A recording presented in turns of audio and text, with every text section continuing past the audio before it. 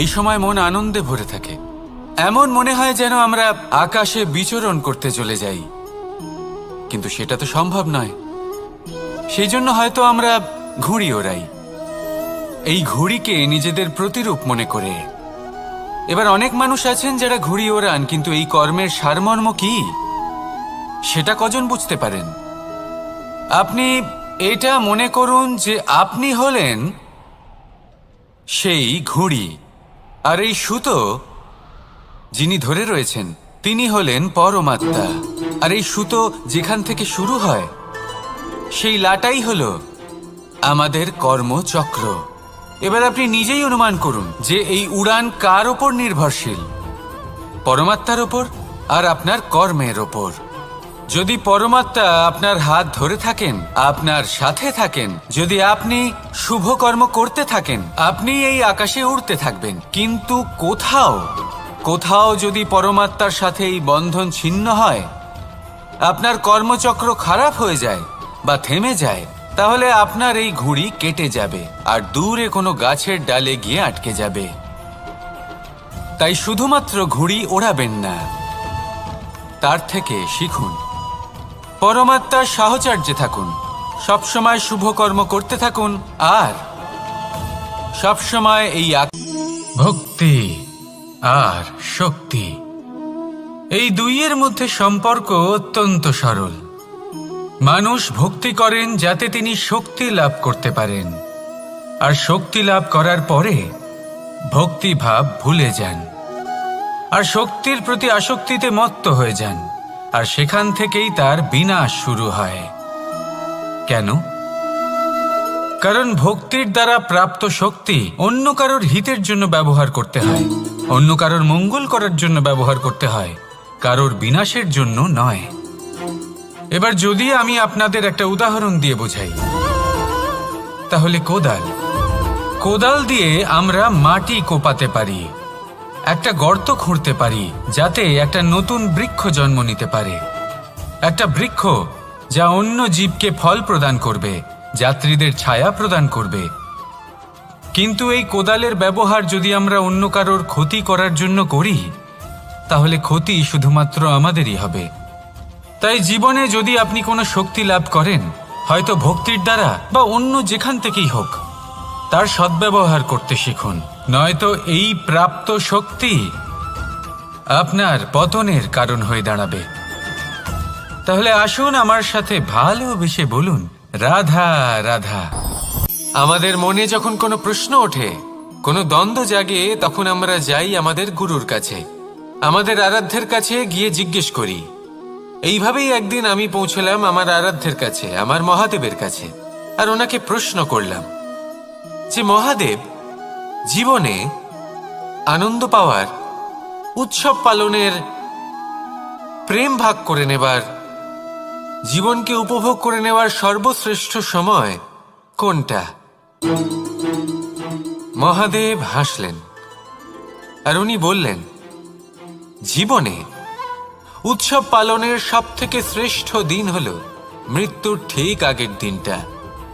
প্রেম ভাগ করে নেওয়ার সবথেকে শ্রেষ্ঠ মুহূর্ত হল মৃত্যুর ঠিক আগের মুহূর্ত। জীবনকে উপভোগ করে নেওয়ার সর্বশ্রেষ্ঠ প্রহর হল মৃত্যুর এক প্রহর পূর্বে। তখন আমি চমকে গেলাম। আমি বললাম, কিন্তু মহাদেব, মৃত্যু তো অনিশ্চিত, আমরা জানিও না কবে আমাদের মৃত্যু হবে। মহাদেব আবার হাসলেন। উনি বললেন যে যদি আমরা এভাবে জীবন কাটাই যে আমরা জীবনের প্রত্যেক দিন, প্রত্যেক মুহূর্ত, প্রত্যেক প্রহর শেষ বলে মনে করি, তাহলে আমাদের সমস্ত জীবন আনন্দের সাথেই অতিবাহিত হবে। কি বলেন? তাহলে আপনিও এই কথা মনে রাখুন আর আমার সাথে ভালোবেসে বলুন, কোনো জলের ধারা দেখেছেন? তার সামনে যতই মাটি থাকুক না কেন, যতই কাদা থাকুক না কেন, যখন এই জলের ধারা বইতে আরম্ভ করে দেয়, তখন এই কাদাকে নিজেই ধুয়ে নিয়ে যায়। ওই কাদাকে ধুয়ে দেয় এবং নিজের পথ নিজেই তৈরি করে নেয়। তাহলে আপনিও এরকম জলের মতো হয়ে উঠুন।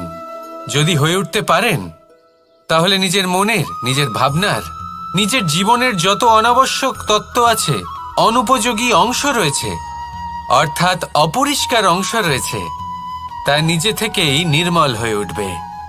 আর যেরকম জলের ধারা কখনো থেমে থাকে না, সব সময় বয়ে চলে, সেইভাবে আপনিও কখনোই থামবেন না। সবসময় বয়ে চলুন, এগোতে থাকুন। পথে যদি অনেক বিপদ আসে, সমস্যা আসে, থামবেন না, তার উপর নিরন্তর প্রহার করুন, নিরন্তর প্রয়াস করুন আর অগ্রসর হন। আপনি ভেবে দেখুন, এই জলের ধারা কখনো থেমে থাকে না, সবসময় বয়ে চলে, বিপদের সম্মুখীন হয়ে তাকে সাথে বয়ে নিয়ে চলে। সেই জন্য জলের ধারা, প্রবাহমান এই ধারা, এর থেকে কখনো দুর্গন্ধ আসে না, এতে কখনো ময়লা জমতে পারে না, বরং পালিত হয় সুন্দর প্রাণবন্ত জীবজন্তু, যেমন সুন্দর ছোট মাছ। তাই আপনিও এটাই করুন, কখনো থামবেন না, শুধু চলতে থাকুন, জলের ধারার মতো বইতে থাকুন। আপনি আপনার লক্ষ্য অবশ্যই খুঁজে পাবেন, আর তার সাথে নিজের অন্তরের যে মালিন্য রয়েছে তা আপনি নিজেই নিজের থেকে দূরে করে দেবেন। তাহলে আসুন আর আমার সাথে ভালোবেসে বলুন, রাধা রাধা। নিয়তি। রাধা আমাকে বলে, কৃষ্ণ, যদি তুমি জানো যে নিয়তিতে কি আছে, তাহলে তাকে বদলে দাও না কেন? মহাদেব আমাকে বলেন যে শ্রীকৃষ্ণ, যদি আপনি এটা জানেন যে সাম্বের নিয়তি এটাই, তাহলে আপনি তাকে বদলানোর চেষ্টা কেন করেন? কেন? কারণ আমি একজন পিতা, আর পিতার কর্তব্য এটাই, তিনি যেন সম্ভাব্য সব চেষ্টা করেন নিজের সন্তানের মঙ্গলের জন্য। নিয়তি আমি জানি, কিন্তু এটাও আমি জানি যে কর্মের থেকে বড় আর কোনো নিয়তি হতে পারে না। অভিজ্ঞতাও রয়েছে যে কর্মের হাতে নিয়তির এই চক্র বদলে যেতে পারে। তাই জীবনে যদি আপনার কখনো এমন মনে হয় যে এটা তো অসম্ভব, তখনও চেষ্টা করা কখনোই ছাড়বেন না। কে বলতে পারে আপনারই কর্মের কোনো এক বীজ হয়তো নিয়তির চাকায় আটকে গেল, আর নিয়তিকে নিজের পথ পাল্টাতে হলো, ঠিক কি না? সেই জন্য নিয়তিকে ভাগ্য মেনে নিয়ে চুপ করে বসে থাকবেন না। নিজের নিয়তি স্বয়ং নিজের কর্মের দ্বারা নির্ধারিত করুন, কারণ আপনার এই কর্মের ওপরেই আপনার অধিকার রয়েছে, আর এই অধিকারকে নিয়তি অনেক সময় সম্মানও করে। তাহলে আসুন আর আমার সাথে ভালোবেসে বলুন, রাধার। সাথী। সাথী এই শব্দটির ব্যাখ্যা কে কিভাবে করে? মিত্র, সখা, বন্ধু, কিন্তু অর্থ একটাই, তিনি যিনি আপনার সঙ্গী হন আর তিনি যার সাথী আপনি হন। এবার সব থেকে বড় প্রশ্ন হলো এটাই যে তিনি কে হতে পারেন যাকে আপনি আপনার সাথী বলে মেনে নিতে পারেন, নিজের সখা, নিজের মিত্র, নিজের বন্ধু মেনে নিতে পারেন। আপনার সাথী হলেন তিনি যিনি দুঃখের সময় আপনার পাশে থাকবেন, আপনার হাত ধরে থাকবেন। আপনার সাথী হলেন তিনি যার হাত আপনি নিজের সুখের দিনে ধরে থাকবেন। সেই সাথীরই হাত ধরুন যিনি দুঃখে সবসময় আপনাকে সাহায্য করার জন্য তৎপর হয়ে থাকেন, আপনার পাশে থাকেন, আর যাকে সুখের দিনে আপনি আপনার সাথে রাখতে পারেন। আর যখন আপনার সাথে আপনার এই সাথী থাকবে, তখন আপনি এটা বুঝবেন যে যখন জীবনে দুঃখ আসে, তখন এই দুঃখ কমে যায়, সবার মধ্যে ভাগ হয়ে যায়। আর যদি তখন সুখ আসে, তাহলে সেটা সবার উপস্থিতিতে আরো বেড়ে যায়। এটাই হলো প্রেম, এটাই হলো ভালোবাসা, এটাই হলো সঙ্গ, যেমন সম্পর্ক আমার আর রাধার মাঝে। তাহলে আসুন আর আমার সাথে ভালোবেসে বলুন, রাধা রাধা। মানুষ নিজের জীবনে ঈশ্বরকে খুব মান্য করে, ওনার জন্য কি না করে, ভিন্ন ভিন্ন নামে তাকে স্মরণ করে, তাকে পুজো করে, তার আরাধনা করে। সে জানে যে ঈশ্বর তাকে শক্তি অবশ্যই দেবেন, তাকে সাহায্য অবশ্যই করবেন। কিন্তু যখন প্রশ্ন আসে গুরু এবং ঈশ্বরের, তখন গুরুর মান কখনো কম হওয়া উচিত নয়। কারণ সত্যি বলতে কি, গুরুই হলেন সেই সিঁড়ি যা বেয়ে আপনি ঈশ্বরের কাছে পৌঁছানোর পথ খুঁজে পাবেন। সেই পথ আপনি গুরুর থেকেই পাবেন। গুরু না থাকলে আপনি কখনো ঈশ্বর লাভ করতেই পারবেন না। আর জীবনে অনেক সময় লক্ষ্যের থেকেও অনেক বেশি গুরুত্বপূর্ণ হলো পথ। তাই এই পথের সম্মান করতে শিখুন, অর্থাৎ গুরুকে সম্মান করতে শিখুন, কারণ গুরুই হলেন পরমেশ্বর। তাহলে আসুন আর আমার সাথে ভালোবেসে বলুন রাধা রাধা। বরদান অত্যন্ত বিচিত্র এক বিষয়, কিন্তু দেখতে গেলে এই বরদান কি না করতে পারে। এক দরিদ্রকে রাজা বানিয়ে দিতে পারে, একজন দুর্বলকে এই সংসারের সবথেকে শক্তিশালী ব্যক্তি বানিয়ে দিতে পারে। কিন্তু আমরা ভুলে যাই এক অত্যন্ত গুরুত্বপূর্ণ কথা। বরদান এই শব্দের শেষে দান লুকিয়ে রয়েছে। এই দান কথাটা অত্যন্ত গুরুত্বপূর্ণ। আমাদের মনে রাখা উচিত এই বরদান আমরা দানে পেয়েছি, আর তাই তার সম্মান করা উচিত, কখনোই অহংকার করা নয়। আর যে ব্যক্তি বরদান পেয়ে অহংকার করেন তার যা ক্ষতি হয় তা হলো এই বরদান তার থেকে কেড়ে নেওয়া হয়। বর অর্থাৎ শ্রেষ্ঠ, অর্থাৎ বরদানের অর্থ হলো একটা শ্রেষ্ঠ দান, এবং তার ব্যবহার যদি আপনি কারোর ক্ষতি করার জন্য করেন তাহলে ক্ষতি শুধুই আপনার হবে। তাহলে এই বরদানের সম্মান করুন, উচিত পথে চলুন, আর উচিত উদ্দেশ্য নিয়ে এর ব্যবহার করুন, সব কিছু ভালোই হবে। তাহলে আসুন আর আমার সাথে ভালোবেসে বলুন রাধা রাধা। জীবনে অগ্রসর হওয়ার জন্য আমাদের কাকে প্রয়োজন হয়? মাতা পিতা, বন্ধু, প্রেম, সাহায্য, অর্থ, পরিশ্রম, আশা। ভিন্ন ভিন্ন মানুষ ভিন্ন ভিন্ন বিকল্প চয়ন করে। যদি আমি আপনাকে বলি তাহলে জয় আর পরাজয়ের মন্ত্র দুটো শব্দের উপর নির্ভর করে, মেনে নেওয়া আর দৃঢ় হওয়া। যদি মেনে নেন তাহলে হেরে যাবেন, যদি দৃঢ় হন তাহলে নিশ্চিত রূপে জয়ী হবেন। যদি কখনো আপনি ক্লান্ত হয়ে ওঠেন, আপনি দুঃখী হন, পুরোপুরি ভেঙে পড়েছেন, তখন মেনে নেবেন না যে আপনি ভেঙে পড়েছেন, নয়তো হেরে যাবেন। তখন উল্টে স্থির করবেন যে যাই হয়ে যাক না কেন আমি জয়ী হবই। আর আপনি দেখবেন যে জয় নিশ্চিত রূপে আপনার কাছেই আসবে। তাহলে এই কথা মনে রাখবেন আর আমার সাথে ভালোবেসে বলবেন রাধা রাধা। মানুষ জীবনে তিনটে কাজ অবশ্যই করে থাকে, কিছু দান করে, কিছু গ্রহণ করে, আর কিছু ত্যাগ করে দেয়। এটাও ভাবতে থাকে যে এটা করলে কিভাবে করবে।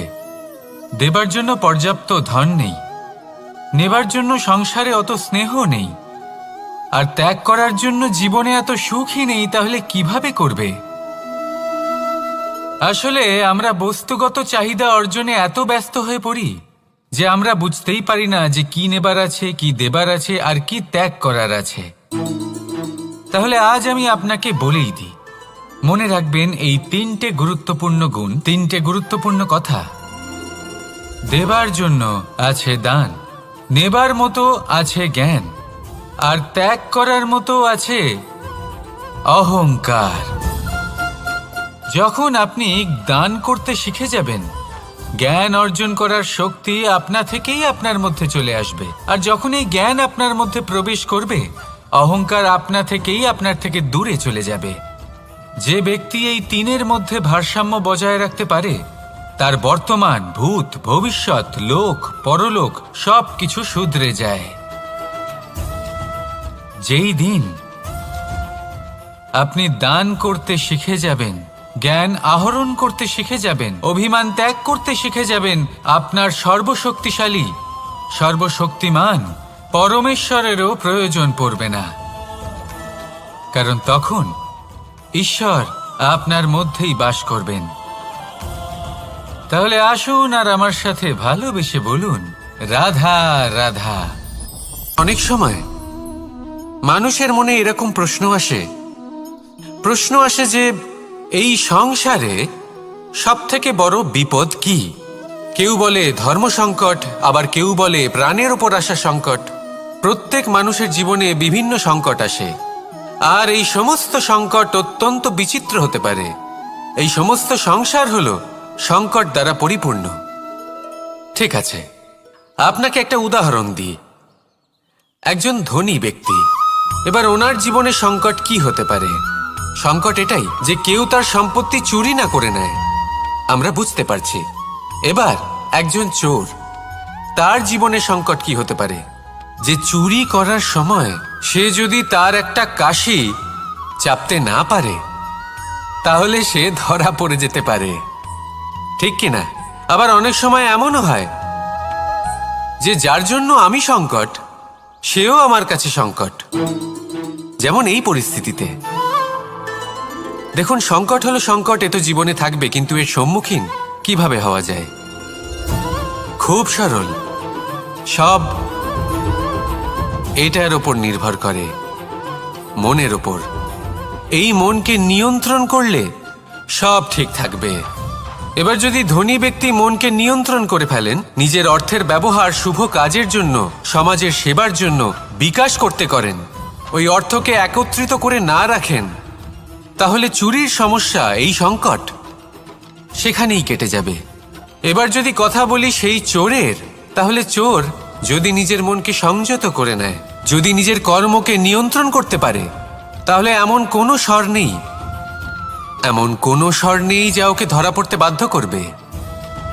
সেই জন্য জীবনে সংকট যতই আসুক, যত বড়ই সংকট আসুক না কেন, কবচ হলো একটাই, আর এই কবচের নাম হলো আত্মনিয়ন্ত্রণ। নিজের মনকে নিয়ন্ত্রণে রাখতে শিখুন। এটা নিজের জীবনে প্রয়োগ করে তো দেখুন। যদি আপনি করতে পারেন, তবে আপনি দেখবেন যে সংকট তো জীবনে আসা যাওয়া করে, কিন্তু সেই সংকটগুলির সম্মুখীন আপনি এইভাবে করতে পারবেন। তাহলে সেটাই করুন, আর আমার সাথে ভালোবেসে বলুন, রাধা রাধা। শক্তি শক্তি অর্জন করা এতটা কঠিন নয় যতটা শক্তি লাভ করার পরে সেই শক্তি সামলানো কঠিন হয়। কারণ যেই মানুষ শক্তি লাভ করে তার মনে গর্ববোধ জন্মায়, জন্মায় অহংকার, জন্মায় জেদ। তাই শক্তি প্রাপ্ত করার সাথে বিনম্র থাকাও অত্যন্ত আবশ্যক। আর এটা আমাদের শেখা উচিত বৃক্ষের থেকে। বৃক্ষ যা আমাদের ফল দেয়, বৃক্ষ যা যত ফল দেয় ততটাই ঝুঁকে যায়। আমরা পাথর মারি ওই বৃক্ষের থেকে ফল প্রাপ্ত করার জন্য। সেই পাথরের মার সহ্য করেও বৃক্ষ আমাদের ফল দেয়। কোনো গর্ববোধ নেই, কোনো অহংকার বোধ নেই, আর সেই জন্য এই বৃক্ষের পুজো করা হয়। এটাই হলো মাহাত্ম্য শক্তির সাথে বিনম্রতার। যদি এই শক্তি সৃজন করে থাকে, সাহায্য করে থাকে, সম্বল হয়ে থাকে, তবেই সেই শক্তি উপযুক্ত। আর নয়তো সেই শক্তি একদিন আপনাকে আসক্ত অবশ্যই করবে। তাহলে শক্তি অবশ্যই অর্জন করুন, কিন্তু তার সাথে সেই শক্তি সামলানোর মতো বিবেকও আপনাকে অবশ্যই জাগ্রত করতে হবে। তাহলে আসুন আমার সাথে ভালোবেসে বলুন, রাধা রাধা। অহংকার অত্যন্ত বলশালী হয়। এই অহংকার মানুষকে কখনো নত হতে দেয় না। অদ্ভুত ব্যাপার, এই অহংকার যা মানুষকে কখনো নত হতে দেয় না, সেটাই তার পতনের কারণও হয়ে দাঁড়ায়। যেখানে মানুষ এটা ভাবতে শুরু করে যে শুধুমাত্র সেই যোগ্য, সেখান থেকেই তার পতনের আরম্ভ, ঠিক কিনা? দেখুন, যদি কোনো মানুষ এটা ভাবে যে আমি এই সব কিছু করতে পারি, তাহলে তা হলো বিশ্বাস। কিন্তু যদি সে এটা ভাবতে থাকে যে শুধুমাত্র আমি এই কাজ করতে পারি, তাহলে তা হলো সেই ব্যক্তির অহংকার। আর এটা আপনাকে বিনাশের দিকে অবশ্যই নিয়ে যাবে। মনে রাখবেন, যখন আমি আর শুধুমাত্র এই দুই এক হয়ে যায়, সেখান থেকে আপনার পতনের সূত্রপাত হবেই। তাই আপনি কখনোই এই অহংকারের চক্রব্যূহে ফেঁসে যাবেন না। বিশ্বাস রাখুন নিজের ওপর এবং অন্যের ওপরও। আর মনে রাখবেন, বিশ্বাসের মধ্যে বিশ্বের প্রত্যেকটা বস্তু বসবাস করে। তাই এই অহংকারকে ত্যাগ করে ফেলুন আর আত্মবিশ্বাসের ওপর মনোসংযোগ করুন আর আমার সাথে ভালোবেসে বলুন, রাধা রাধা। জীবনে অনেক সময় সমস্যা আমাদের চারদিক থেকে ঘিরে ফেলে। এই সমস্যা নানান ধরনের হতে পারে। আর্থিক সমস্যা হতে পারে, পারিবারিক সমস্যা হতে পারে, কোনো সম্পর্ক নিয়ে সমস্যা হতে পারে, কখনো কোনো দৈনিক সমস্যা হতে পারে, কখনো কোনো দ্বন্দ্ব হতে পারে, অনেক সমস্যা হতে পারে। কিন্তু যখনই কোনো সমস্যা আসে আমাদের মনে তার জন্য একটা উত্তর অবশ্যই থেকে থাকে, যা আমাদের অন্তরে রয়েছে। একে আমরা বলি আত্মা। আত্মা হলো পরমাত্মারই রূপ, আর পরমাত্মা তা কখনোই কিছু অনুচিত চাইবে না, তাই তো? এই আত্মা খুব ভালো করে জানে যে কোনটা উচিত আর কোনটা অনুচিত। যদি আসল বিষয়ের কথা বলি তাহলে আপনাকে নিজের মনকে বুঝতে হবে, কারণ আত্মা তো পরমাত্মা থেকেই আসে। কিন্তু এই মন মানুষ জন্ম থেকেই প্রাপ্ত করে, যার বিকাশ হয় এই সংসারকে দেখে। যেদিন আপনার এই মন আর আপনার এই আত্মা এই দুই এক হয়ে যাবে, আত্মসাৎ হয়ে যাবে, সেদিন আপনার জীবনে না কোনো সমস্যা থাকবে, না কোনো ঝঞ্ঝাট থাকবে, না কোনো সংকট থাকবে। কারণ আপনার কাছে সেই সমস্ত সমস্যার, সমস্ত বিপদের সমাধান থাকবে, আর তাও আপনারই অন্তরে। তাহলে আসুন আর আমার সাথে ভালোবেসে বলুন, রাধা রাধা। এই দড়িটা দেখুন, ছোট ছোট রেশম দ্বারা তৈরি, এটা সরু সুতো দ্বারা তৈরি হয়েছে এটা, আর এ অত্যন্ত কোমলও বটে। আর আপনি চাইলে এটা সোজাও করে দিতে পারেন, আর চাইলে এটা বেঁকিয়েও দিতে পারেন, আর যদি চান তাহলে এটা গোল গোল করে বেঁধে কোথাও রেখেও দিতে পারেন। এবার এই কোমল দড়ি যদি কোনো নিষ্ঠুর কঠিন পাথরে বারংবার জড়িয়ে দেওয়া হয় তাহলেও তাকেও কাটতে পারে, নিজের ছাপ ছেড়ে যেতে পারে, সেটার আকারও বদলে ফেলতে পারে। এবার এর কারণ কি? এর কারণ হলো অভ্যাস আর নিরন্তর প্রচেষ্টা। যদি আপনিও চেষ্টা করেন আর নিরন্তর কর্ম করে যান, তাহলে আপনার প্রারব্ধ পাথরের মতো কঠিনই হোক না কেন, তাতে ভাঙন ধরিয়েও আপনি নিজের লক্ষ্যে অবশ্যই পৌঁছতে পারবেন। একটা গুরুত্বপূর্ণ কথা মনে রাখবেন, সুকর্মের অভ্যাস আর নিরন্তর প্রয়াস, এই হলো সাফল্যের মন্ত্র। তাহলে জীবনে এই মন্ত্র আনুন আর আমার সাথে ভালোবেসে বলুন, রাধা রাধা। কথায় আছে, প্রত্যেক পুত্র তার পিতার প্রতিচ্ছবি হয়, আর সমস্ত প্রতিচ্ছবি চায় যেন সে তার অস্তিত্ব প্রাপ্ত করতে পারে।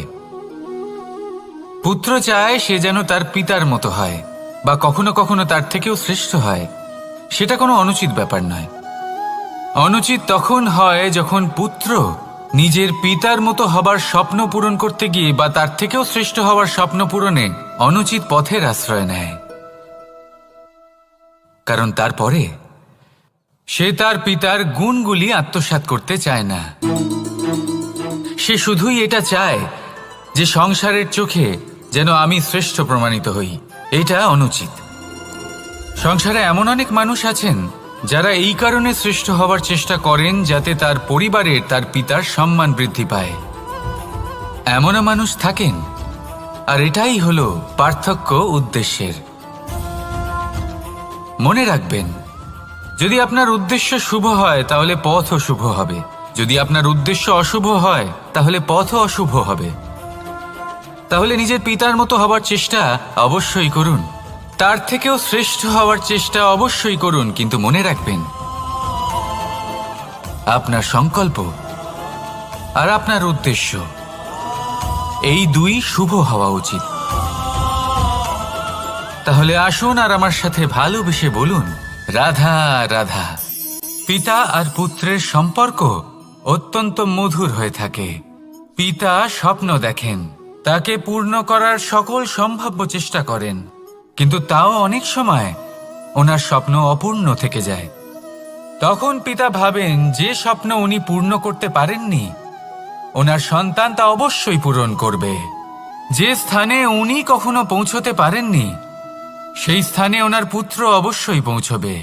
পিতা নিজের সন্তানের ভবিষ্যৎ নিয়ে সেই স্বপ্ন দেখেন, আর যখন সেই সন্তান সামনে এগোতে থাকে তখন তার দুঃখ হয় না, বরং গর্ব হয়। ওনার ভালো লাগে এটা দেখে যে ওনার সন্তান অনেক উন্নতি করছে। কিন্তু যখন সন্তান নিজের অভিভাবকের শক্তি দেখে, তার যশ দেখে হিংসা করতে থাকে, সমস্যা সেইখানেই শুরু হয়। সেই জন্য সকল সন্তানকে এটা মনে রাখতে হবে, দেখুন, পুত্র হবার সুবাদে, এক সন্তান হবার সুবাদে এটা হলো আপনার অধিকার যে আপনি আপনার পিতার থেকে বেশি উন্নতি করবেন। আপনার পিতাও এটাই চান, কিন্তু সুস্থভাবে এটা করুন। একটা রেখা টেনে নিন যাতে আপনি তাতে এগোতে পারেন আর আপনার পিতার তাতে গর্ববোধ হয়, আর সেই বিষয়ে দুঃখ না হয় যে আমার সন্তান আমাকেই ছোট করার চেষ্টা করছে। ইতিহাস সাক্ষী রয়েছে, যে মানুষ অন্য কাউকে ছোট করার চেষ্টা করেছেন সেই মানুষই ছোট হয়ে গেছেন। আর আমার মনে হয় না আপনি এটা চান, কারণ কোনো একদিন আপনিও কারোর পিতা হবেন। আসুন আমার সাথে ভালোবেসে বলুন, রাধা রাধা। শক্তি এক অত্যন্ত বিচিত্র বস্তু, বা বলতে পারেন অনুভূতি। পিতা সবসময় চান যেন তিনি তার শক্তি পুত্রকে সঁপে দিতে পারেন, যাতে সে শক্তিশালী হয়, যাতে তার মঙ্গল হয়। তার পুত্র সবসময় চায় যাতে সে পিতার সেই শক্তি লাভ করে, কিন্তু সেই শক্তি লাভ করার জন্য পুত্র হওয়া যথেষ্ট নয়, যোগ্য পাত্র হতে হয়। আসুন আপনাকে সহজে বোঝাই, যদি আপনি সুপাত্র হন আর আপনাকে শক্তি দেওয়া হয়, তাহলে আপনি সেই শক্তির গুরুত্ব বুঝবেন, কোথায় সেই শক্তি প্রয়োগ করা উচিত সেটা বুঝবেন। আর এটা যেহেতু অর্জন করা শক্তি হবে, সেই শক্তির অপব্যবহার হবে না। কিন্তু যদি এই আপনি কুপাত্র হন আর যদি আপনাকে এই শক্তি দেওয়া হয়, তাহলে কি হবে? দেখতে গেলে এই শক্তি আপনি দান হিসেবে পেয়েছেন, তাই না আপনি এই শক্তির গুরুত্ব বুঝবেন আর না এর প্রয়োগ আপনি জানবেন, তার অপব্যবহার হওয়া সুনিশ্চিত। তাই যদি আপনি কোনো শক্তি অর্জন করতে চান, তাহলে আগে তার যোগ্য হয়ে উঠুন, পুত্র নয় পাত্র হয়ে উঠুন। আর আমার সাথে ভালোবেসে বলুন, রাধা রাধা। জীবন, কাল, দেখতে গেলে এই তিনটি শব্দ একটি শব্দেরই সমার্থক শব্দ মনে হয়, কিন্তু এই শব্দগুলির অর্থ কি সমান? কখনোই নয়। হ্যাঁ, এই সময় চলতে থাকে, জীবন চলতে থাকে, কালচক্র চলতে থাকে। এই সময় কেটে যায়, কিন্তু এই জীবন একে যাপন করতে হয়। কি বলেন? এই জীবনে কিছু করুন বা কিছু না করুন, জীবন এমনি কেটে যাবে, আপনি জানতেও পারবেন না। কিন্তু সেটা আমাদের উদ্দেশ্য নয়, একে যাপন করতে হবে। এই জীবনে প্রেরণা পেতে শিখুন, প্রেরণা দিতে শিখুন, আহ্বান গ্রহণ করতে শিখুন, আহ্বান জানাতে শিখুন, মহান কাজ করতে শিখুন, ধন্যাত্মক বোধ জাগিয়ে তুলুন। জীবন অতিবাহিত করার অর্থ কি তা আপনি শিখে যাবেন, কারণ সময় কেটে যায়, সমস্ত যুগ কেটে যায়, কিন্তু জীবনের রীতি জীবন কাটিয়ে দেওয়া নয়, জীবন যাপন করা। এই জীবন সম্পূর্ণরূপে অনুভব করতে হবে, নতুন পথ বানাতে হবে। এবারে যদি এই জীবন বাঁচার সময় একবার ভেবে দেখুন, যদি মনে প্রেম থাকে, সদ্ভাবনা থাকে, তাহলে কি হবে? এই জীবনকে বাঁচার অনুভূতিটাই অন্যরকম হয়ে যাবে, একটা আনন্দময় অনুভূতি লাভ করবেন। তাহলে এটাই করুন আর আমার সাথে ভালোবেসে বলুন, রাধা রাধা।